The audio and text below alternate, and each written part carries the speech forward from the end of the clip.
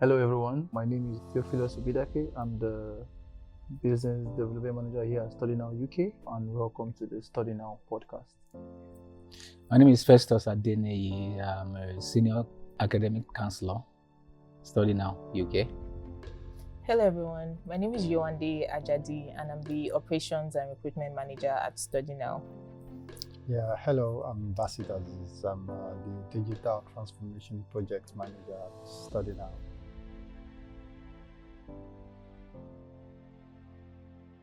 Well, firstly, I really don't understand where that kind of claim came from.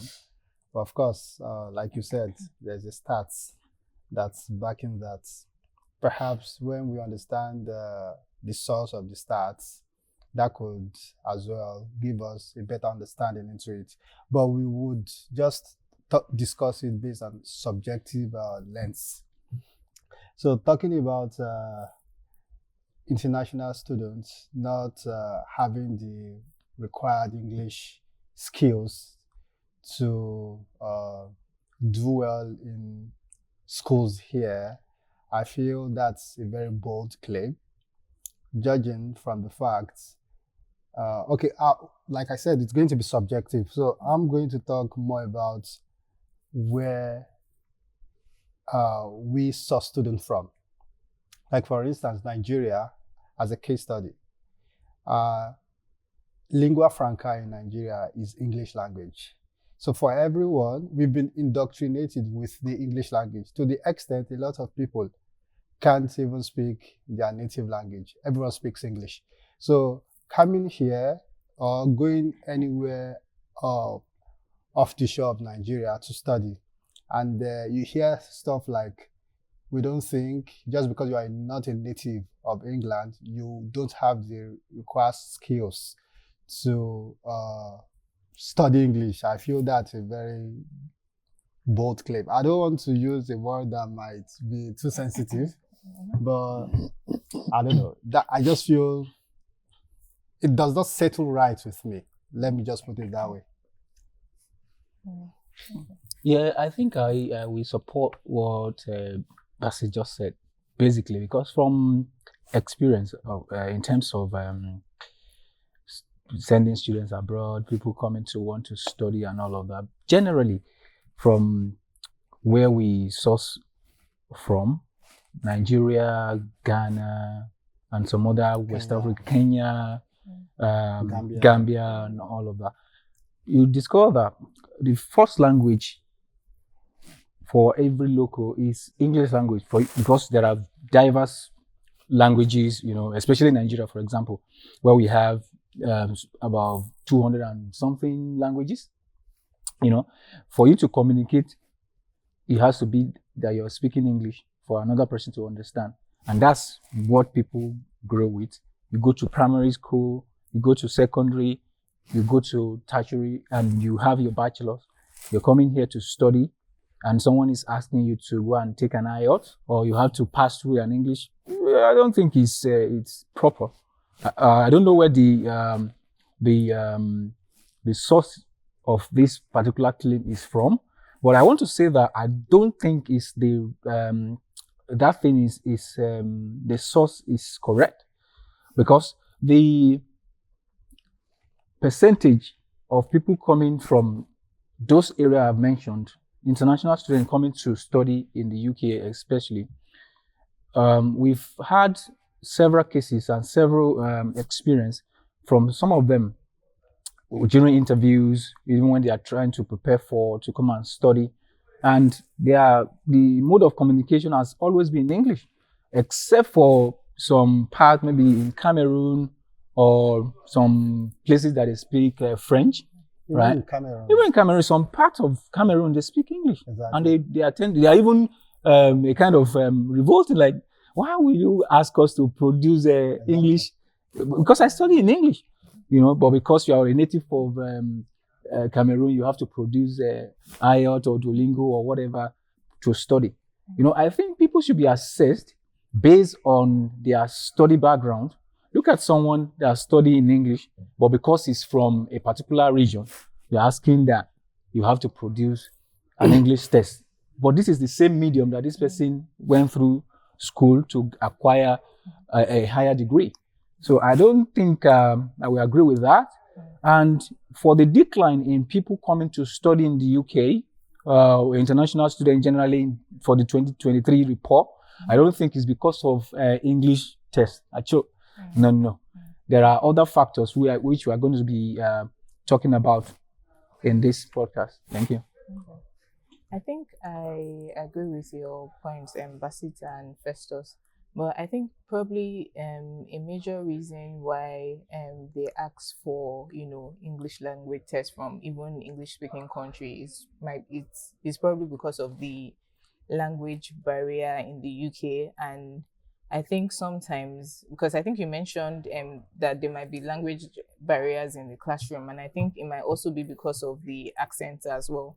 Because they don't want a situation whereby students come in here and they are unable to like communicate or participate well with them, other students in the classroom. But I think there are ways around it, because I know most schools, most universities, they have like English preparatory classes for students that students can take to help them, with their English more.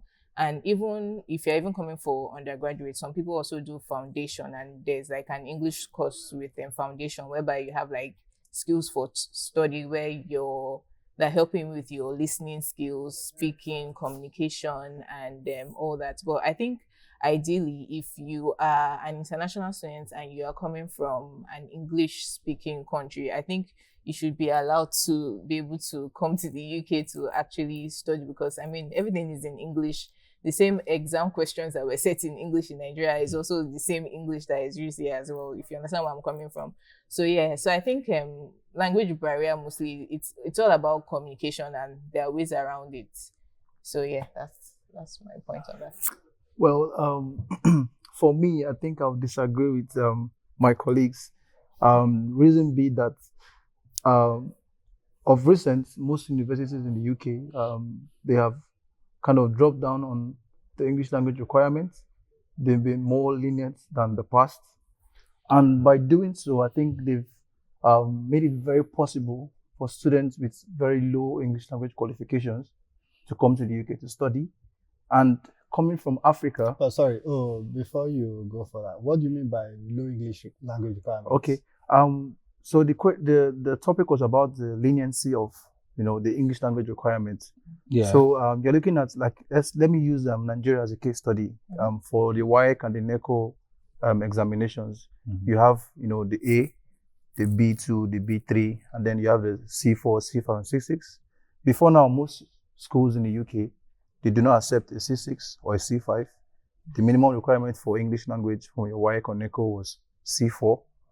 That way, they could cut down, or they could limit most students that had a C6, maybe by just trying their best to get that C6 for their secondary school certificate. And by doing so, they've allowed students that are not very, very strong in the English language to come for either a bachelor's degree or a master's degree.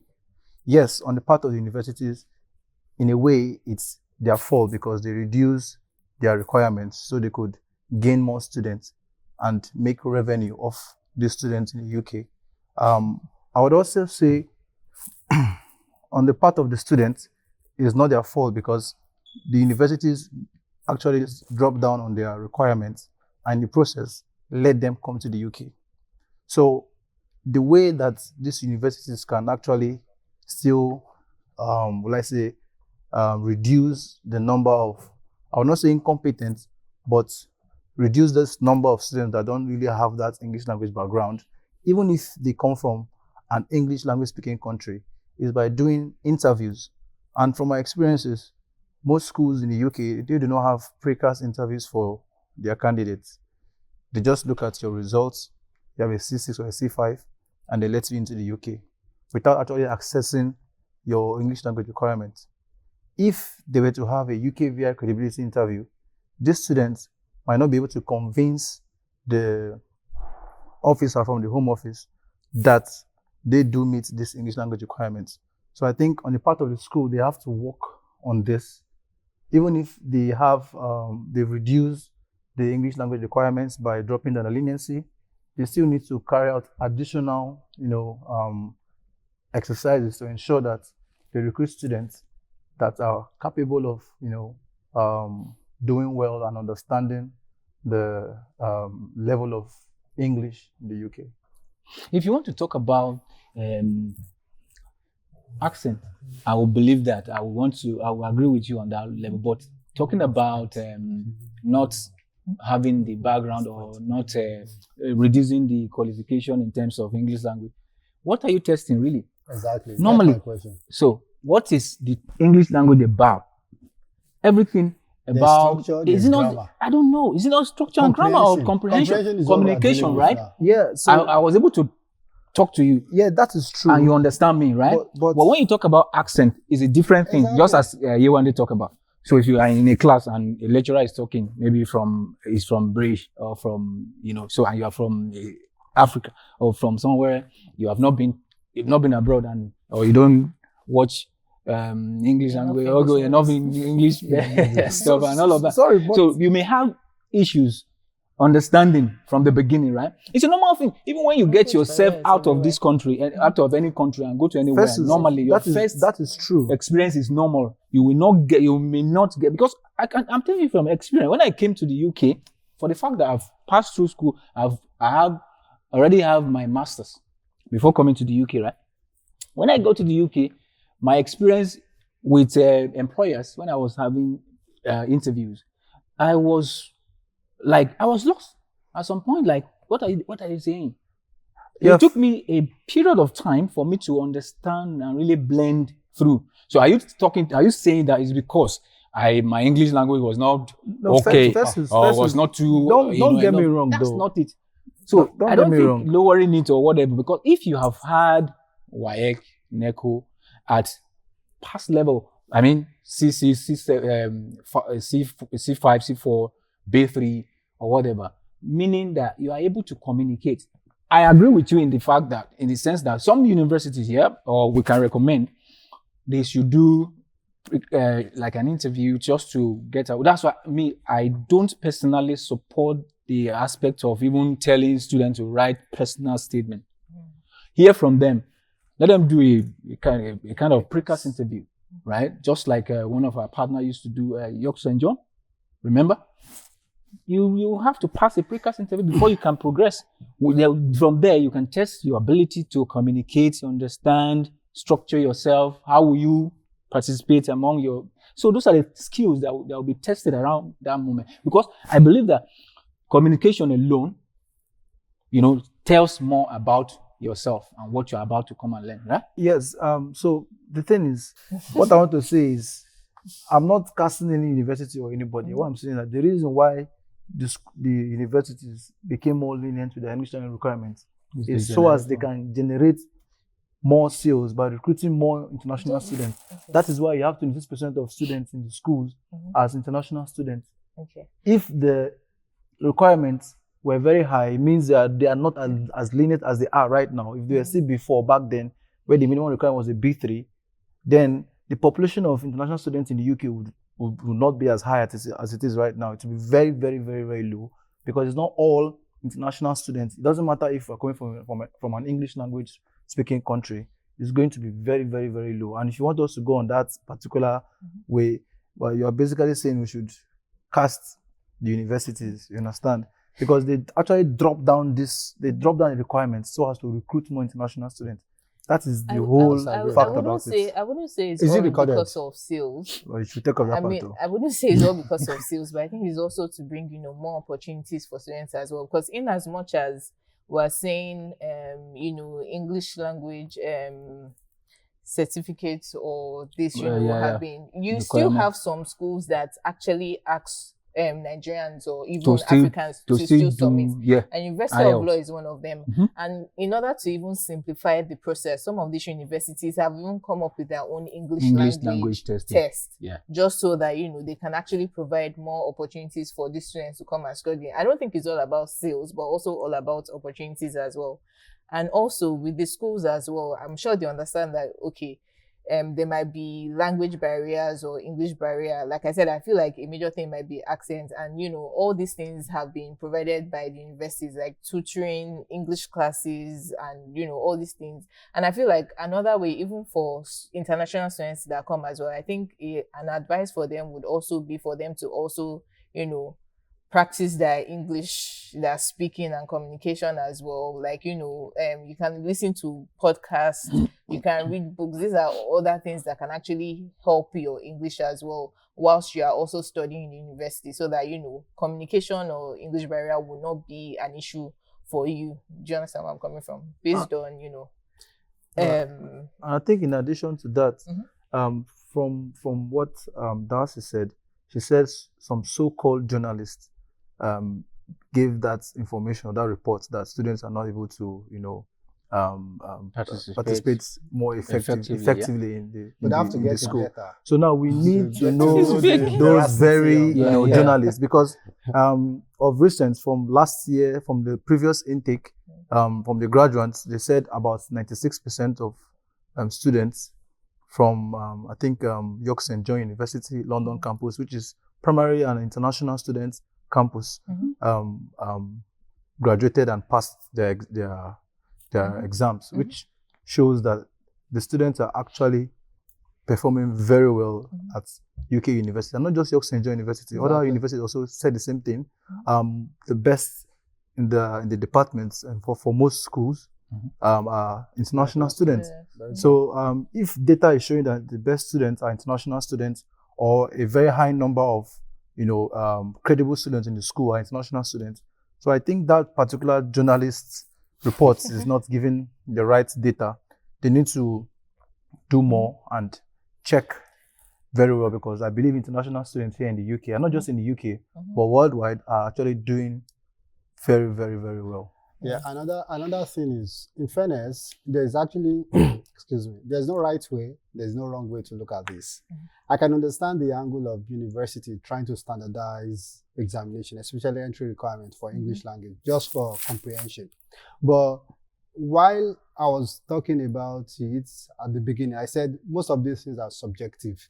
For instance, for someone like me, who's Nigerian, who's been taught in English all of his life, asking me to show further evidence to study in English, I'm going to feel offended. Like, why? Like, I speak better English than a lot of people that I know. So it's more like it's subjective. But from the angle of the university as well, we can still understand. But good thing is, there's this activism on Twitter that I've noticed now. There are some guys, international students that graduated. They started writing to universities for them to rescind on this English language test. They do it a lot for universities in US. There's a particular guy that is quite popular for that. He was an international student before, and he does advocacy for people going abroad to study. So he took it upon himself to write to universities, asking them not to ask for English requirements.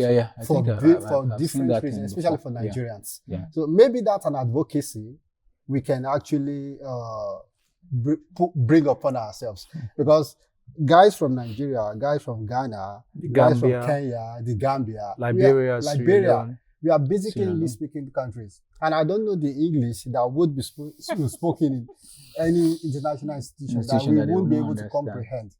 But I can understand its standardization from their end. But on a subjective lens, it does not sit well.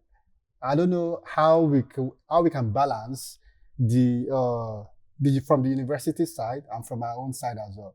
So that's my own opinion of it.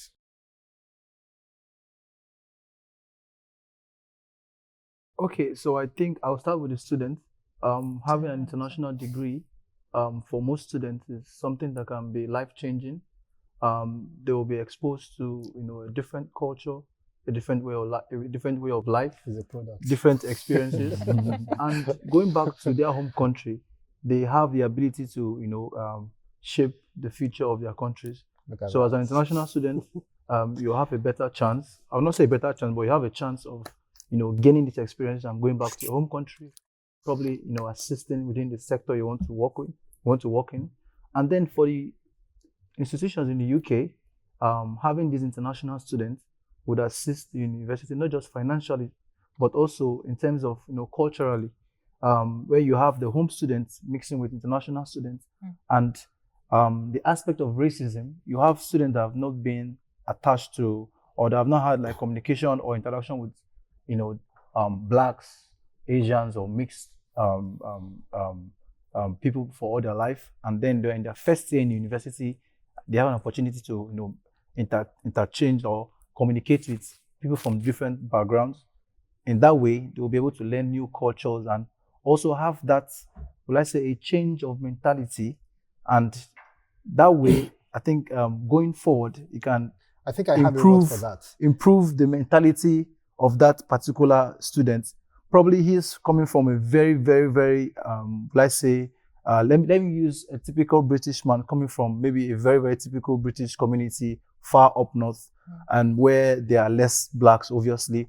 And then he comes to school in London, where there are so many black population, like the black population in London is quite a lot.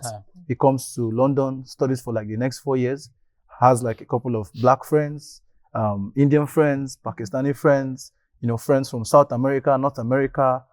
And then he then goes back to his hometown.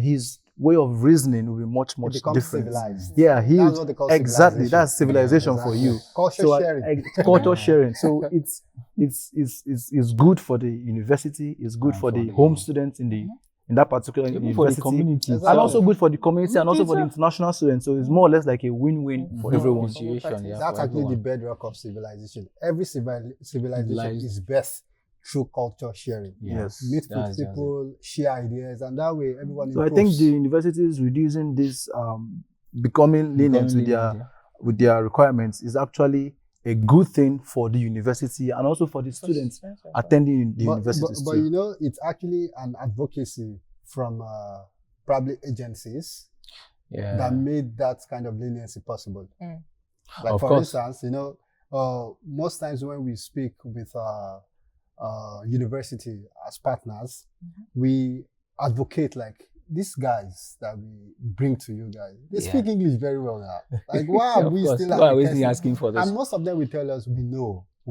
but we are working on it. Yeah, it's so just all of those advocacy are actually the positive effect of this change is why it's possible for international students to come. So, and we would not stop.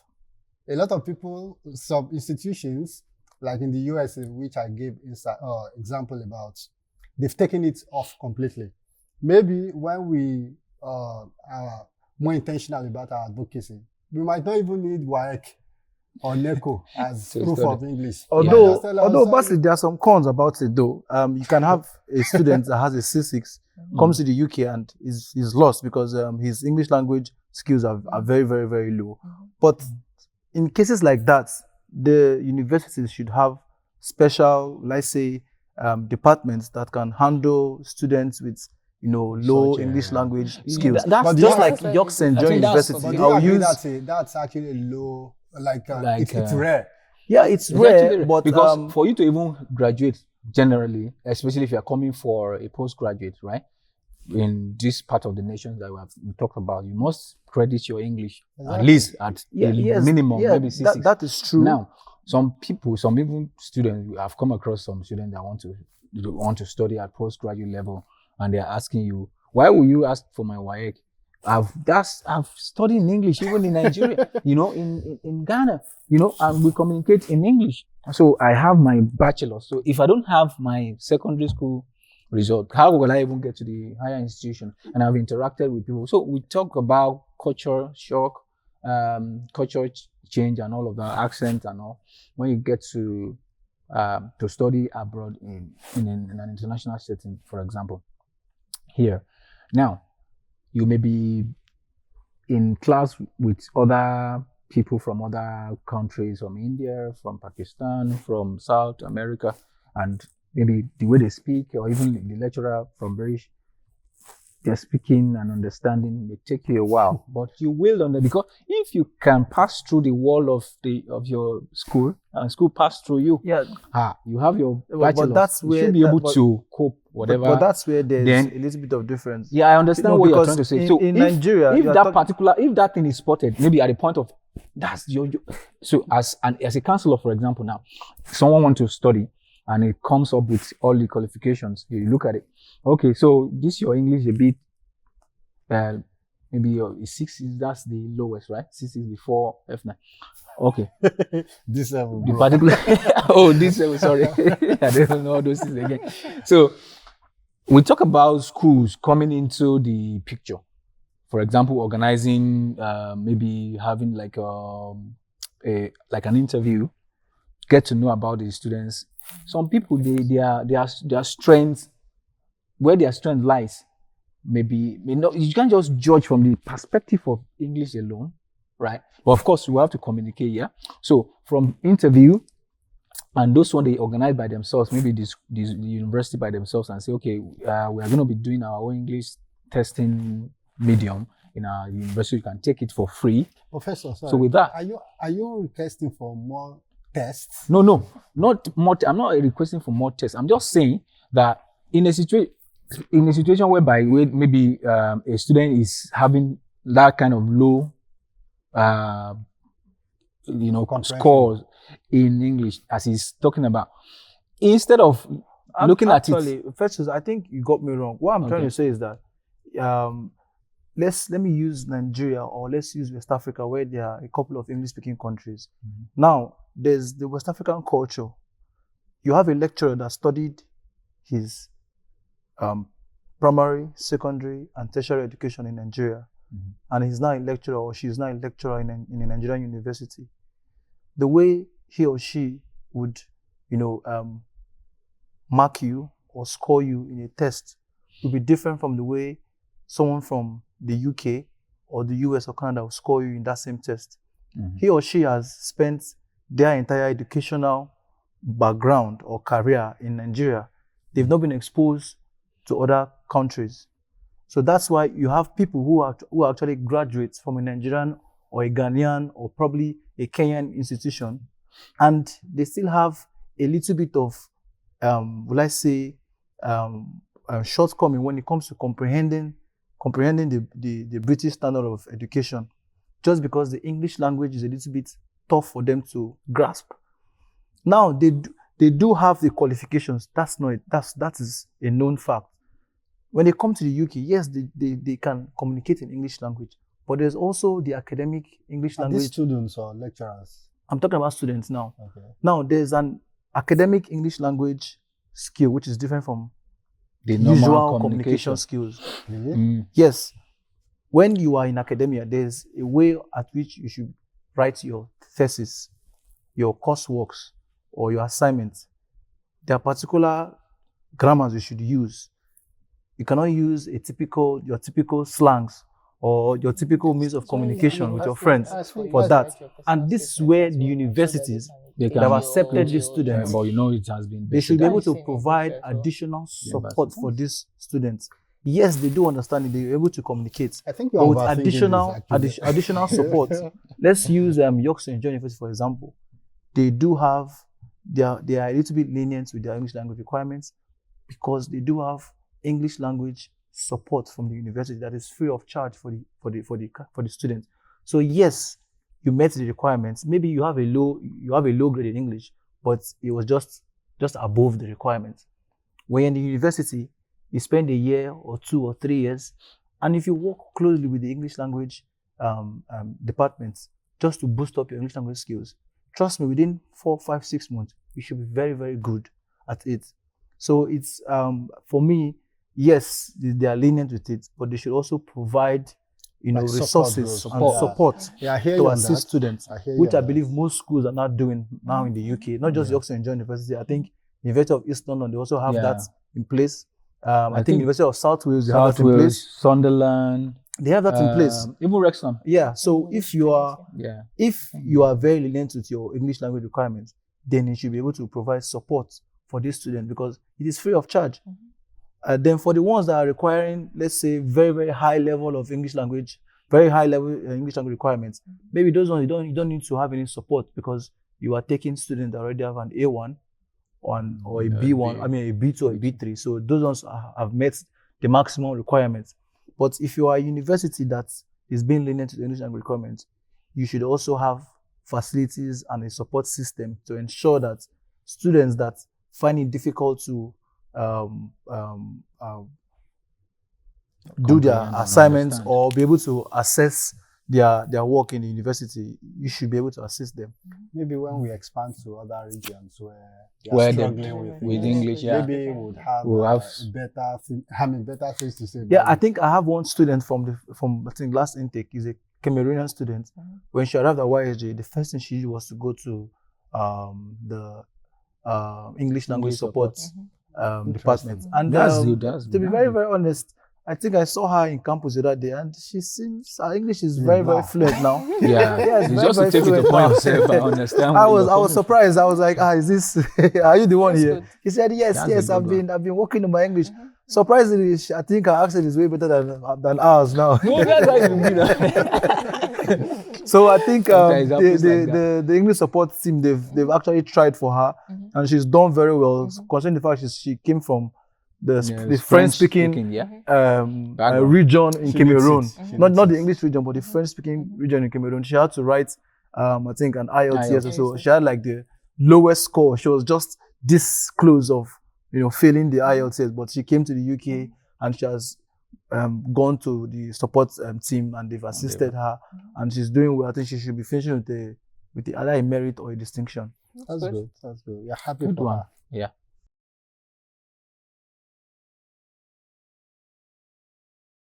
I wouldn't say the benefit is just, it's not just about expanding.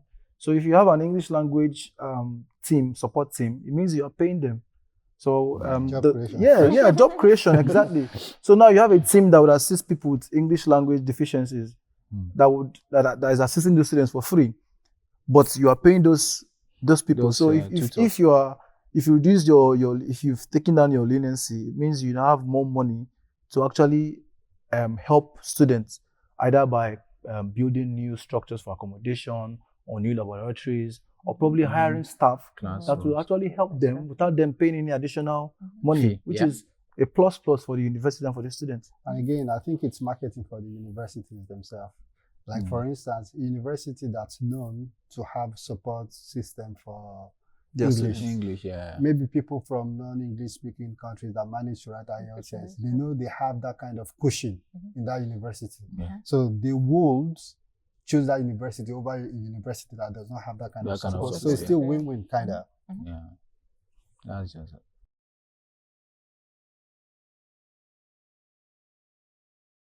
On this particular question, I would, as a past student myself, I would not recommend students with English language deficiencies to rely on AI for their academia, because in reality they'll be deceiving themselves. Instead, they should try and be better at their English by using the support systems either from the university or from YouTube, which is free, which is readily available for anyone. If you are using AI applications or softwares to assist in preparing your reports or your case studies, then I think you are actually deceiving yourself, because after studies, there's life after studies. And life after studies, you cannot use AI to go for a job interview. You cannot use AI to actually participate while you're in the workplace. I disagree, though. No, don't get me wrong. You can use AI to an extent. You can use AI to boost productivity. AI is a tool. Yeah, it's a tool, but you cannot solely depend on AI, especially for those that have English language deficiencies. Now you go for an interview let's say you are done with what English language deficiency. No, what she's saying is students want to use AI as a way of a tool to improve their English language. But in reality, they're using it to just do their assignments and let's say their case studies, their reports. But for instance, there are tools like Quillbots that you use, and Grammarly. Those are actually tools you use to optimize whatever you write. And I don't think that there's a problem with that. So it depends on how we are using those two. That's why I said they are tools. No, that's why I said Yeah. the student, they cannot what rely he's saying They can relying rely on it solely solely on- for academia yes, purposes. no, Yeah, Not for, yeah. If it's Generally. for academia purpose, I agree. of course. But for optimizing your English skills, I think it's fair. But for optimizing your English skills, I use Grammarly you could every yeah, day. you could use it in the workplace. But what I'm saying as a student studying, you cannot solely depend on AI to improve your English language. You have to personally practice your English language skills. I disagree though. Don't The- get me the thing wrong. is- You have to I practice disagree. because the only way for you to learn a language is to practice. Yeah. If you want to learn Spanish, if you want to learn French, you have to practice. It's not just by reading or using AI to give you the answers. You need to practice with someone that speaks in Spanish or French. That's oral. Yeah, Like, same thing for English language. No, I- sorry. We are talking about speaking and we are talking about writing here. When you are writing, of course, perfection might be expected of you, like just to convey your message, like clearly. But as a student, don't forget, you're not just writing. You have presentations to give. I agree with that. So now when you use the AI to prepare your presentation, and your presentation shows that this particular student is so good in English language, but now when you're presenting, it's going to be so obvious that you I do think we're not. conflating. Yeah, that's what we she's are saying. conflating Using things AI for to academia purpose. using AI to improve, your skills while studying. Yes, it's to an extent you can, but you cannot solely depend on AI because as a student, you are not just writing. You also have to present orally. There's the oral depends on what aspect you're of using it Exactly. for. So, like you said, with the use of Qbox and Grammarly, if you use that for your work, even universities advise you to also Exactly. use Grammarly and all. You can also use it to check your plagiarism and all. So, I think when it comes to things like that, it's good. But if you are just using AI to just generate your work without maybe you putting your own input before problem. asking, It's a disaster. That's yeah, it. but That's a that is different exactly thing. what I'm saying. No, I said understand the students perspective he's cannot trying to say. solely depend I'm on just AI. trying- Yeah, I'm nobody just is saying- depending on solely on that. So it's just like a tool, right?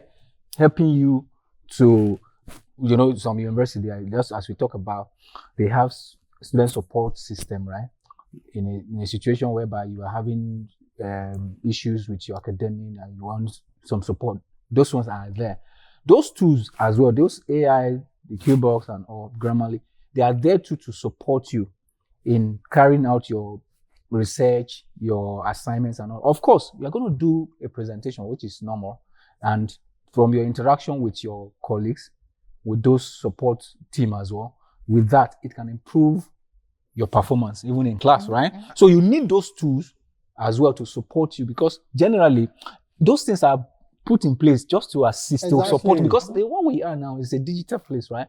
You can't solely say, no, You have I to know want it. to just, you will know it definitely. You have to know it. You have to use it, in order to improve yourself, to be able to match up to what is expected by the lecturer. Exactly. Even It's a them, competitive they, world. they use those tools Yeah, to even check your plagiarism. It's a and all that. competitive world. So I you can't understand that. sit down I'm not taking that fact away.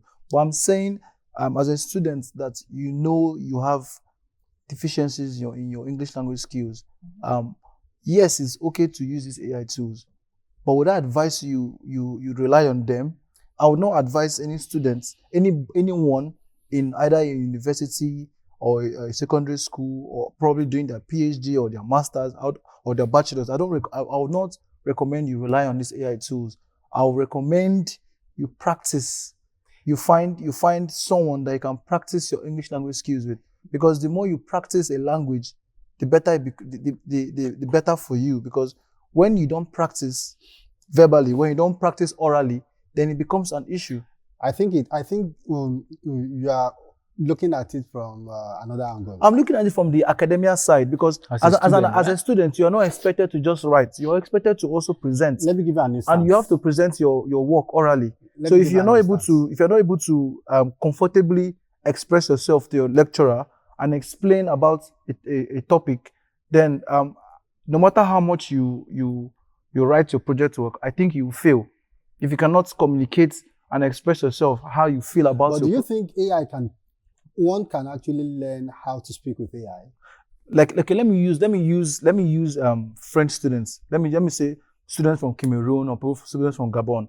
They come to the UK, their English language skills. Let's say someone that got let me say the requirement for IELTS is like 5.5, yeah. and they finished with 5.5 on the dot, 5.5 in all the bands, and they're here in the UK. It's obvious that their English language is not very pure, and during their let me say like exams or their casework, case studies, they use AI tools to generate. Although they'll give the AI tool in French because they're very good at French, Prompts. and then it gives them an English response, and they keep on using that without actually practicing their English language. When it's time for them to present their work, it is going to be a big problem. Okay. Because now the question now be, how were you able to compose this essay I hear you. or I hear this you. work? How are you able to compose this and you cannot express Yes, that yeah, to yes, me yeah. Let me give you an orally? instance. Let me give you an instance. When I was doing my master's in Germany, I had Chinese students. You know, Chinese, they don't speak English by default. I had Chinese students. This is how they get ahead of a lot of people. They have an app where they download everything we have been taught in class. It's more like a recorder. They go listen to it at home. And when they are giving assignments, they comprehend more in their language than English because they are learning English as a second language just for them to survive in school. And I think it's pretty normal for us to have different level of communication. Even native speakers, some people still find it difficult to communicate verbally, effectively. I think that's a different discourse. I've been very good at writing cannot be equated as you being good verbally. There are two different things. But this is where the first question comes up, that they are finding it difficult to effectively participate in classrooms.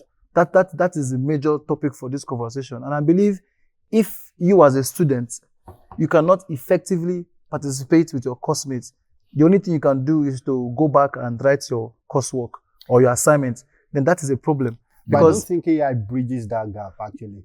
AI can assist in bridging that gap by helping you, because there are some AI tools that you can use. You can write for the AI, and the AI gives you back in an audio format for you to be able to learn certain words, how to communicate. That's one thing. But you, as a student, you have to put in the effort by practicing, because it's not just about writing. See, I do it as well. Like Google, me now, Google Translate. During my master's program, almost all of our courses, we had like one assessment for presentation, 10-15 minutes. You can use your AI to, prepare a very good presentation, write it very well for yourself, do it very, very well. But now you have to present it. And presenting it doesn't mean you have to speak very big grammars. You just have to be able to say exactly what you wrote. And if you cannot say exactly what you wrote for your presentation, it means there's an issue. It means that particular work you did was not done by you alone. Not exactly, actually. No. I don't agree. Let's say for instance now, you are home and you write a particular work, you look at it, you scribble through, you write again. You try to read out what you're writing, and you go and do a presentation on that thing. I think you'll be able to communicate on what you wrote than when you use an AI tool to make that presentation. I think then go to I think present. we're just blaming AI here. No, I am not blaming the AI. I'm saying AI is a tool, but as students should not over-rely. Yes, Yeah, we and agree on especially that. students who have English language deficiencies, they should not over-rely on AI tools. We agree. Yeah, It will be a we major agree. problem for It's them. normal. So your advice is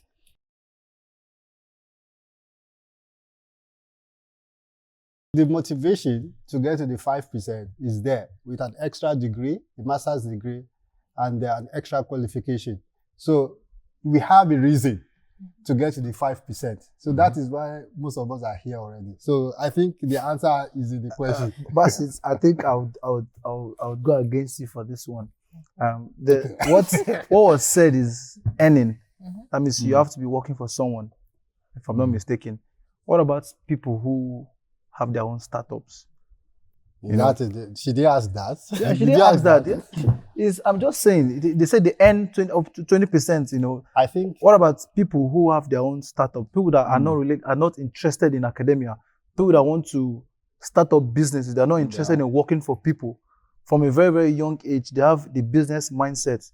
From like the age of 18, they've been able to start up a business that's earning them at least 10 to 20,000 pounds per annum. At 18 years old, you already have that in place.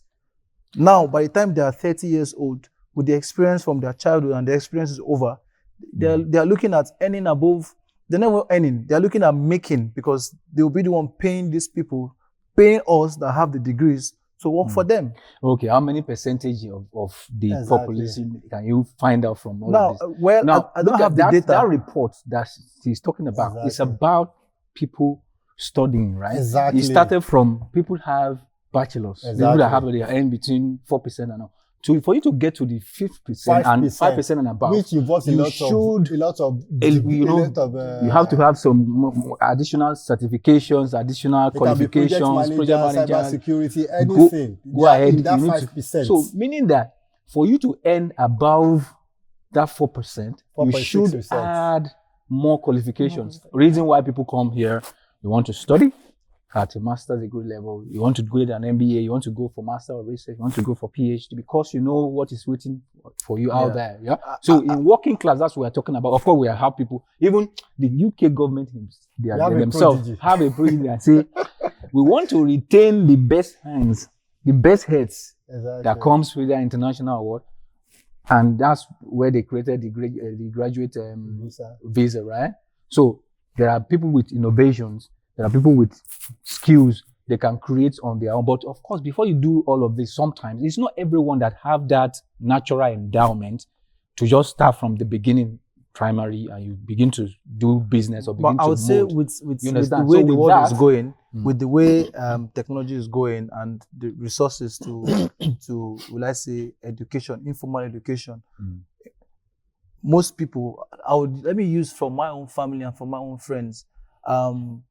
They are now social media influencers, or they have a particular skill in maybe coding, that from high school, maybe let's say let me use my cousin Innocent.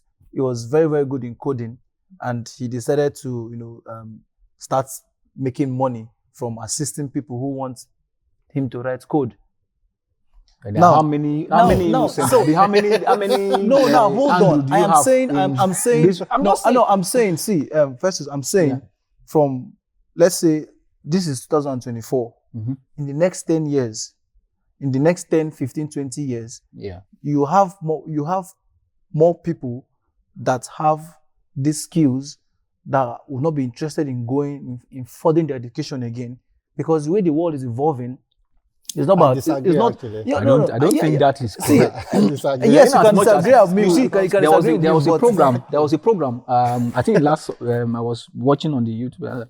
So they were asking, is education a scam? So many people that participated in the program, how can you say it's a scam? Now, we know people, they may be talented and have all the necessary skills. How do you even get to that top of people that want to get to those people that want your skills? You said is education a scam. And don't forget, there's formal education and there's informal education. Another way to look at it is, in this world we are in now, it's evolving. And same way, we have more people doing the same thing we are talking about. I was reading something, I think recently. Someone is of the opinion, this current generation have produced more software engineers than necessary. You understand? Because everyone wants to learn coding. In, let's say, in 10 years from now, the requirement for coding would move from here. I mean, the requirement from being a software engineer can actually move from here to here. And we're already seeing the impact of stuff like that now. If we look at entry-level roles that used to require the basic things. I'm trying to make a connection here. it's not like the request or the request for masters and the extra certificate. It's not like that's what you actually need to do your job. It's more of competition. Because the skills inherent in you to actually do the job is not what they are testing. It's because of the competition, just to pick the best out of the best. If you have it, like let's say all of us here, we have the same kind of education, the same kind of skills. But what would actually make decision easier for recruiters is if someone has an extra thing. You understand? I think that's what this is about. It's really not about not about your talent or what you already have. There would be a time. It's just there would be a time you need to actually have more things just for you to be able to actually get what you want. So it's because most jobs you kind of learn a lot of things when you get into the job. But for you to be able to be singled out, that is why you need to always pad yourself on an extra level. Yeah. And that is what the job market is talking about. Just take a typical Nigerian market, for example. For you to be employed at any maybe bank or whatever, or those blue chips company, right? You must be a graduate. For the fact that you are a software engineer, you already have the coding level and all. If you don't have that qualification, you can't go anywhere. So you see, it is a requirement for you to get into that particular office to be able to perform and show your talent. Exactly. Right? So you see, it will be required for you to get it. And the more you get that, just from the question that was asked, those people in that range of that particular qualification, they will only remain at that level, whatever, irrespective of the qualification or other certification you have. You need to go up, get your master's, get your MBA, get your PhD, and you grow from there and join the class. I'm not saying right? These degrees are not worth it. Yes, they are worth it. But I'm saying that there are other parts on how people can earn a living. And it's not just going to school and getting a bachelor's degree, getting a master's degree, and getting a PhD before you can earn a lot. There are other parts to which you can earn. You can be self-employed. You can have a business idea that will make you a billionaire someday in the future. There are other ways of making money. There are hand skills. You can be a plumber without having any educational knowledge and be a millionaire as a plumber because you've been able to master your craft. And that is where I would say getting the degree, yes, it's worth it. But moving forward, is it actually worth it again? Because now you have automated systems, you have AI that can carry out some basic activities like the banking and finance industry. There will be a time where you don't need bankers. That's a lie. No, I'm not saying we'll not need it, but there will be a time where the banking and finance industry, because eventually, one day, what if we start using cryptocurrencies? Let's use the word of cryptocurrencies. Yeah. What if one day we start using cryptocurrencies? Means that's why you need to start learning Web3 now. No, allow me to land. No, I know what you are leading to. Now, those people that are going to school to go and read finance and banking to work for banks, there will be a time if the way cryptocurrency is going, let's say in the next 20, 30, 40, 50 years, and it's now a thing, it means the number of staffs in the banking hall will reduce. Because their services will not be needed again. I disagree. And that is where there will be a problem, because now you are going to school to study to become a banker, to become a bank manager, and in reality, in a couple of years' time, it's no longer needed. But do you understand? Education curriculum is actually adapted into what is going on in the environment. So education curriculum is not static. It is what is happening around you that is influencing what are being taught in school. There are a lot of courses that I did not do, that I did not even hear about when I was in university, my undergrad. Now I look at courses. I was talking to Rashid the other day, and he told me if he has his chance, he's going to do Internet of Things. Internet of Things was nothing. I'd never heard of it when I was in uni or when I was about to gain admission into uni. But now it's a thing because the world is evolving. So it's just for you for you to always level up your game. And Because that's where informal education comes in. Not because really. because Not really. most I of disagree with these that. courses, See, you can actually learn most of these courses in the comfort of your home. You Not do not everyone. you do But not that's a need different- you do that's not a need different to have perspective. a That's a bachelor's different degree perspective. or a master's degree. Why do you think they now some universities now or some institutions now take lecturers and teachers from industries Exactly. to get they have the industry experience, but we've been churning out graduates with just theoretical experience, right? So we need these people to come and tell us what is happening out there. That is the reason why all these things are needed. And Really. don't forget, universities, they always want students, because for them to operate as an institution, they need students. And for you to attract students, you need to have courses that are attractive.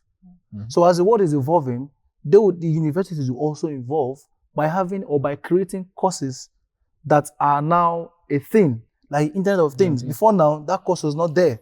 But now you can go to a university and learn it for either a bachelor's or a master's But degree. because there is a demand for it. Well, that's because there's a demand. But don't forget that you can actually learn these courses in the comfort of your homes. No one is. Before now, programming was for a very, very few numbers, and most of the people that are very, very good in programming were not even graduates. They were basically people who just learned programming. But now schools now have courses in like this type of programming, data analytics, data analysis. All these courses were created just because they saw that, you know what, people are no more coming to our institutions because they can easily learn these courses by themselves. So now, you know what, let us create these courses and make them to come and study in our universities. Universities cannot make decisions like that. Universities will make decisions based on demand, just because when you actually finish those courses, there is a market for you where you can fit into. That is how the world operates. It's a factor of demand and supply. And again, I'll give you another point is, as a recruiter, if you want to employ someone to fit in a position, you'd prefer or you feel more comfortable to employ someone that actually studied a course in a structured environment than someone who told you he studied it in the comfort of his home. That is very, very, very true. Yeah. But we should also consider that, yes, having a bachelor's degree, a master's degree, and a PhD, it is very, very good. No doubt. It is pivotal to your growth. For me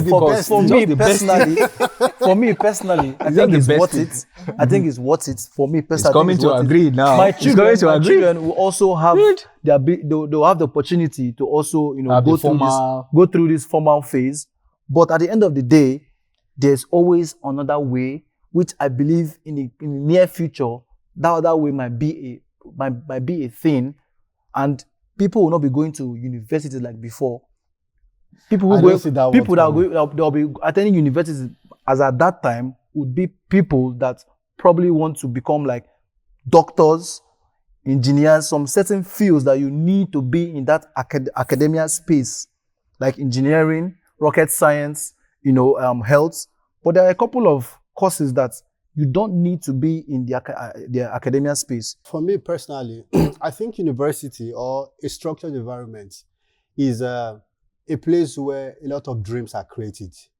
Beyond the education we are actually getting, most people actually found life-changing situation in the university because they met, okay, like for instance, maybe I met few in the university and we kind of have the same interest into things. We could actually build something outside of what we are studying, something that could actually change the fate of our lives. So university to me is beyond we are studying. People meet each other and actually create magic there. Aside the fact, of course, it's a plus, but the fundamental thing is we are there to learn about things that why we are there, like in the first place, to probably get a degree. But other than that, there are so many benefits to it. Yeah? So apart from, you know, getting your degree or probably meeting someone to create a business, I think the whole structured system of university, that's why I said for me, is worth it. I I would like my children to also go through, studying in a controlled environment, because you learn, you learn about life in university. You learn about how to keep friends, how to make friends, Socialize. how to socialize. You also learn about how Culture to sharing as well. how to share. There are loads of things you can learn in that controlled environment. You learn that you are not supposed to do this, you're not supposed to do that. You're supposed to wake up every day around 6 o'clock, get yourself ready, and go for your lecture. To learn how to be responsible. Exactly. You learn how to be responsible within the university space. And it's not just about getting a degree. You can finish from university with a third class, or probably if you go from your first to your final year and don't graduate. But you've learned something very, very valuable while in that university space. Most people, they find their life partners in universities. They find their husbands or their wives in university. Others go to university and probably let's say someone studied mechanical engineering in university, but while he was studying mechanical engineering, he was probably had a couple of friends that were tailors, and he learned how to sew while studying mechanical engineering. And within that period, after his graduation, he was like, you know what, I don't want to be a mechanical engineer, I want to be a tailor. And eventually makes it big in life as a tailor. So it's not just about getting that particular degree, but there are other things. There are other things that are involved within, that space. There are so many things that are involved that is way more than the degree. The degree is just the icing on the cake. Exactly. But the other things that are there, it's way massive. Many especially for international students coming to study in the UK. They can go back home with a master's degree in computer science, but probably while they're in the UK, they met a couple of friends that would probably change their life in the future. Let's use the former River State Governor, Yusuf Wikim. While he was at, I think, is it UST in River State? That's where he met a couple of friends, and from there, they all went into politics. Him, former River State Governor, what's his name? Amechi, and former House of Speaker. They were all friends in uni. And it was from there they started making their moves on how they would conquer the River State politics.